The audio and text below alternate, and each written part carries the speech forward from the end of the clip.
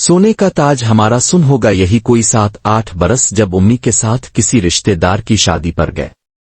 वहां एक खातून गोरी चट्टी बिल्कुल नूर जहां जैसी खूब बनी ठनी।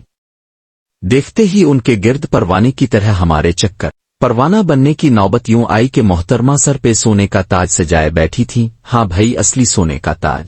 कैसे चीन आए हमें जब तक के ताज पहन कर ना देखें कि शहजादी लगूंगी कि नहीं। इन दिनों बच्चों की दुनिया नामी रिसाला पढ़कर शहजादे शहजादियों की कहानियां न सिर्फ अजबर थीं बल्कि दिल पे लिखी थीं। उम्मी के कान में सरगोशी की उम्मी ने घर का फिर कहा, उम्मी ने आंखें निकाली। फिर कहा, उम्मी ने नफी में सर हिलाया। फिर कहा, उम्मी मुंह से बोले नहीं। फिर कहा।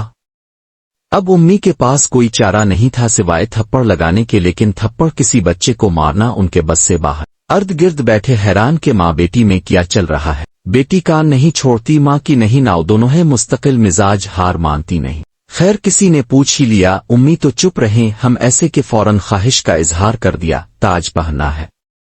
हाई सब के मुंह खिल गए, छोटी सी लड़की और हिम्मत देखो। खैर वो खातून शर्मा शर्मी में मान गईं, अम्मा रोकती रह गईं। ताज ढेर सी पन्नों से बालों में सीट एक एक करके उतारी गईं और यूं आया हमारे सर पे ताज। बात यहाँ पे रुकी नहीं। सर पे ताज हो और शहजादी को मजमा ना देखे तो बात कैसे बने। सौ शादी वाले घर के हर कोने में घूमने की ख्वाहिश के सब देख ले।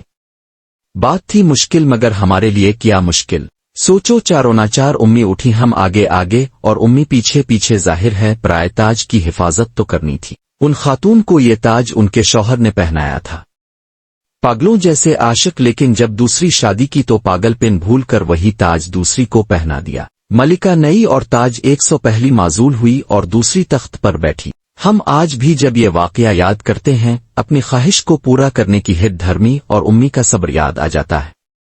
बखुदा उम्मी की जगह हम होते तो किस कर 2 थप्पड़ लगाते और कान पकड़वा कर किसी कोने में बिठा देते।